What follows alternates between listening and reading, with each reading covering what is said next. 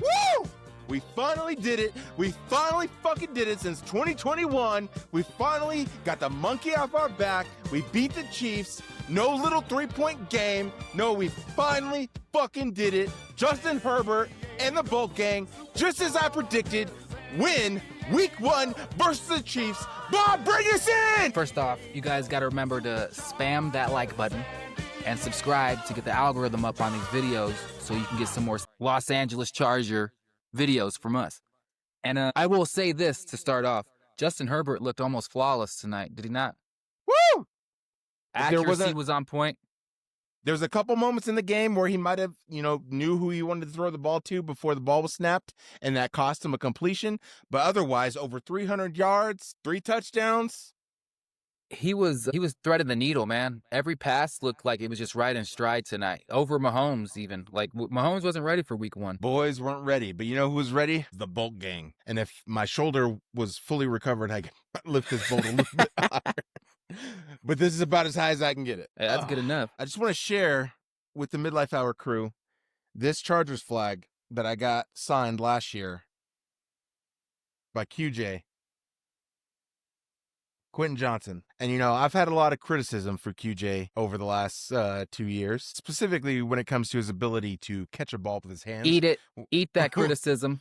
Eat it tonight. Which is the primary thing that he's paid for. And you know what? QJ had something to say to all of us critics, to all of us haters, to all of us who've lost our faith in him being a first-round pick wide receiver. And he had 2 tutties. He might have had 3 had he was able to bring in that one ball. But I don't even know where to start, dude. I am elated, and I'm a little bit under the influence. Oh, we're both tipsy.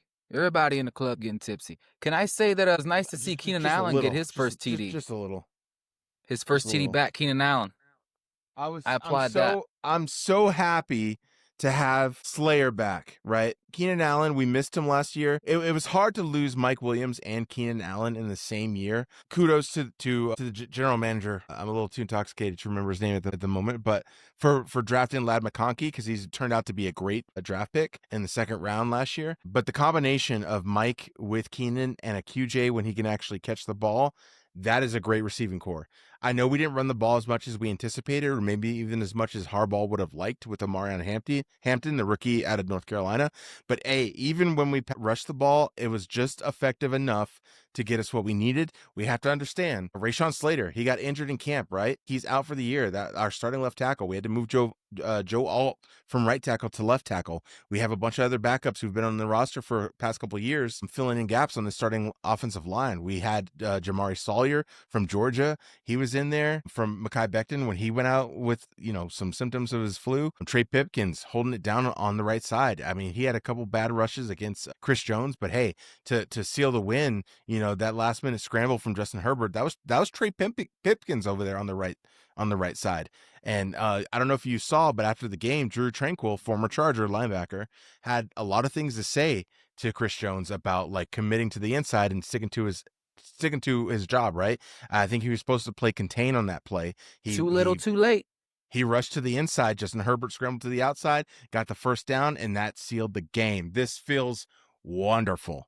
It's even more wonderful because it's what I predicted. I knew that we could do it. I knew we can get this monkey off our back. Week 1 against the Chiefs in Brazil, home game, Bolt Gang. ASAP. We both predicted a Charger week 1 win there. I anticipated a blowout, but it wasn't a blowout. That's okay. You guys still got the dub. It could have been if it wasn't for Elijah Molden late in the 4th quarter, about 2 minutes and 45 seconds left on the clock. The pressure got to Patrick Mahomes. He's scrambling out to the right. Khalil Mack is on that ass, and he forces him to get rid of the ball very late. What we all didn't see downfield is Elijah Molden came off. He's playing free safety, came off his man and started to close out on the right side in case Mahomes scrambled, and he left a man wide open. To be fair to Molden, Mahomes was getting outside the pocket all game with those runs. So he made the 9 times out of 10 play, and with someone like Mahomes, he's going to get you that one time. So that's all that happened. It was the right call. So I know we've kind of launched very hard into the aftermath of this game, but let's talk about the beginning. Let's talk about Xavier Worthy, second-year wide receiver for the Chiefs. Some speed. He broke the record in the draft He got last knocked year. the fuck out, man. He got knocked the fuck out by Travis Kelce. Kelce, big back Kelce, you know, knocked his ass out on the third play of the game. Broken collarbone or some shit. It didn't look good. I don't think it's a break. I think it's probably either a dislocation or a tear. And for those who don't know, I'm currently dealing with the recovery from a tear in my right shoulder. And so I felt that pain. Like when you saw his face and you saw him couldn't get up and he's getting out of the game, I felt that deeply. To be fair to you, though, if you get knocked over like that before your shoulder injury, that's not going to knock your shoulder out. You know what I'm saying? You're just going to get the fuck back up. Maybe knock the wind out of you. But he's just a small guy. He's tiny little frail man. That was one of the criticisms of Worthy coming out of the draft was his weight. And I think he's probably around 165, 175. He's a thin guy. And I don't know who to put more blame on that crossing route in which they collided. Nigga. God damn. That's all on Travis Kelce. Stop partying with Taylor Swift and focus on running your proper route. God damn. Yeah, to take out Rashee Rice is already suspended for the first 6 games of the year. So they're down their number 1 wide receiver. And then Xavier Worthy goes out play 3. So that leaves only Hollywood Brown and Juju Smith-Schuster, who's well past his prime. But he had a couple plays to extend drives in this game. You know, he might be past his prime, but he's still better than Hollywood Brown. I have never been sold on fucking Hollywood Brown. Ever. He had his first pass attempt from Mahomes was a drop, wide open. Reminded me of Baltimore. Just ass cheeks, man. But for me, QJ balled the fuck out. It was mind you guys, I'm not a Charger fan at all, but I don't hate the Chargers. My best friend, my brother is a Charger fan. I'm going to root for him when the Titans aren't on every single time. And I was very, very excited to see QJ break the fuck out. I was excited to see Keenan Allen come back because I'm a Keenan Allen fan. He's definitely a stud. He's getting up there in age, but he's still a stud. And then Grizzly's son, McConkey, balled the fuck out. Dude, having Keenan back, that veteran presence, I understand why Mike and Keenan had to go last year. They just were costing too much money. Like Tom Telesco left the Chargers in a terrible situation when it comes to the salary cap. We're in a much better position now than we were last year. But to have Keenan back means the world to me. He needs to retire a Charger. It sucks that he spent the season with the Caleb Williams in the Chicago Bears, Waste. but it's glad to have him back. And he picked up like he was never left, right? Like getting open. If you need a conversion on 3rd and long, where's Keenan Allen at? He's going to catch the ball. He only had 1 drop tonight? Yeah, only 1. He made up for it. Damn sure made up for it. Can we talk about Harbaugh's fucking bifocals real quick that he wears on the sideline? This motherfucker's eyes are this big. I actually think they're antique. I think they were on loaner from the U.S. Smithsonian. They were bad. Those are what the military called BCGs, birth control glasses. Boy, I cannot tell you how happy I am right now. This has been a long time coming. For those of you that are on the Boat Gang side, you know we play the Chiefs close every game. We never get blown out by the Chiefs, right? We always do just enough to lose by class. 3. But that's almost worse, right? It's almost worse. It's a lot worse. It's like we lose by 3 every single time, and this time we finally win the game. We finally win, and we won by more than 3 points. And that's what I was saying to my wife earlier. I said it looks like they finally got over those second half blues, at least in week 1. At least in week 1.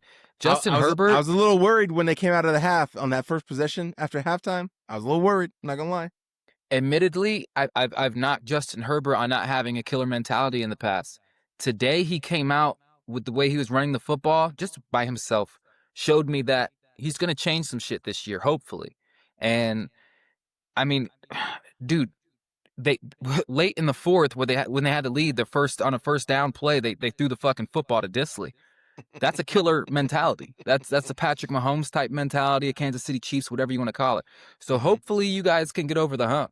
I have no problem with the Chargers doing better than the Chiefs. I am tired of the Chiefs. I'm tired of, just like I was tired of the Patriots, just like I'm tired of the Boston Celtics or the Golden State Warriors.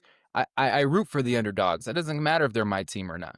I I'm in the appreciate an same boat underdog with story. you. And you know what? As much concern as we had about the offensive line, and don't get me wrong, like I still have my concerns as how they'll hold up for the remainder of the season, but they did enough this game. Herbert was only sacked once, if I remember correctly, in this game. And he got drilled. But that's the advantage of having a freakishly large quarterback like Herbert. They can just get the fuck back up.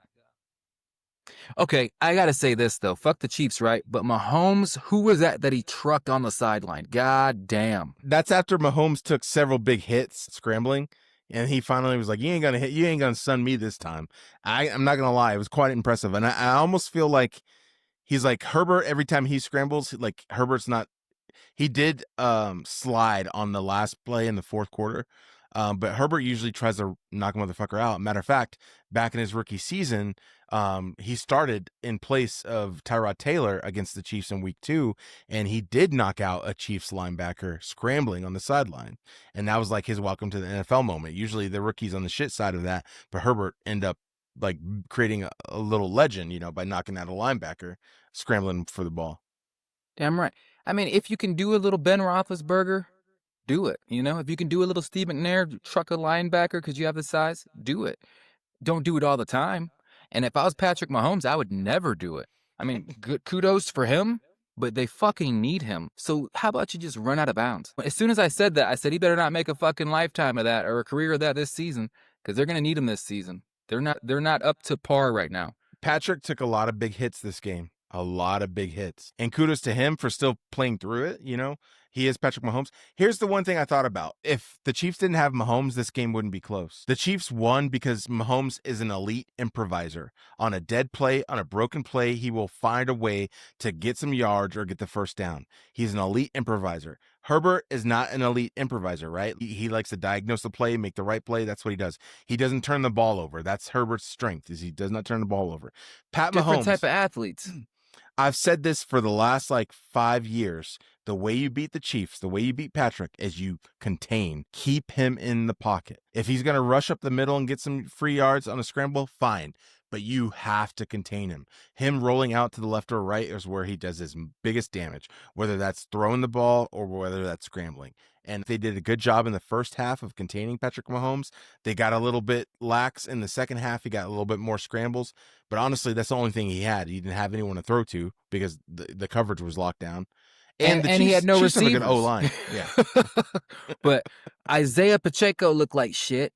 Kareem Hunt looked old. And Travis Kelce, minus that fucking touchdown grab that he had. That's the only thing he had all game. That's the only play he had all game was that. Yeah. Yeah. I still feel like, though, and this could just be my opinion, and that's fine, but I still feel like that the NFL still favors the Chiefs in certain situations, and I fucking can't stand that. Patrick Mahomes is clearly the Steph Curry of the NFL. Tell me where I'm wrong. You're not wrong. Steph Curry of the NFL. 100% accurate. Yeah. I was about to say something stupid but Steph Curry's better. No, they're the same in their respective career fields. So he's the Steph Curry of the NFL. But still, I get tired of those favorable calls for Kansas City. And I don't know. I think, once you're good for 4 or 5 years, you start to see that decline, right? Unless you're the New England Patriots. So this might be the year you start to see them fall the fuck off. Who knows? I think the decline actually started 2 seasons ago, and it was more apparent last year, but they still were good enough to make the Super Bowl. I think this is the first year where one of the other teams in the division, whether it's the Chargers or the Broncos, have an actual tangible chance to unseat the Chiefs as the division winner. See, and I still take the Chargers, and I'll ask you again. I asked you the last podcast. Do you guys have a chance to win your division? And over the Broncos, Bo Nix isn't proven yet. He had one good year. Herbert's proven. Who am I going to take in that situation? I'm going to take the Chargers. I'm just not foolish enough to ignore the fact that the Broncos have an elite defense. They have a good young quarterback, and they do have an elite head coach. If AFC Herbert West can keep throwing the ball, DP, like he was tonight, The Broncos defense will matter nothing. He was not throwing it to the left, to the right. He was throwing it right to the numbers all fucking night. All night. And mind you, once again, I'm a Titans fan. He was throwing it to the guy's numbers all fucking night. It was almost surgical how he was throwing the football tonight. Almost surgical. That's all I have to say about that. And I don't think Bo Nix can compete with that until I see it for 2 or 3 years. I've only seen it for 1 year. Not to mention, you have 3 wide receivers now. QJ, this was his breaking out game. Like, real shit. It was his breaking out game. So you got Keenan Allen, Ladd McConkey, QJ, Quinton Johnston. Dude, that's going to be tough to cover with a quarterback as good as Justin Herbert. This is my opinion. It could be wrong, but I was very impressed. We know the Chargers ended the 2024 season with the #1 scoring defense, and we know that the offense was the weak link last year. So that was very evident in the playoff wildcard game against the Texans, right, where we struggled to score with our lack of depth at receiver. So I do think there's some merit to what you're saying, especially with Keenan Allen's return and QJ maybe being able to catch the ball now. You got a good defense and you got a good offense. That's a recipe for success. That concussion for QJ made him forget how to drop balls, apparently. Now he's fucking catching them. Like, real shit. That dude balled the fuck out today, man. He really did. And we talked about last podcast. We both said it. With McConkey and Allen on the field, either McConkey's going to be open or Allen's going to be open. You look at that touchdown that Allen had. McConkey took a slant to the left, and I think it was Allen that ran a curl route straight to the end zone. Wide the fuck open. Wide open. That's you have to respect both of them. You have to. And if you try to contain both of them, you're just making it easier for QJ. Or Disley, who didn't even have a big game today. But let's not sleep on Disley. If you throw the ball his way, does he catch it? Yes. He just don't move so fast.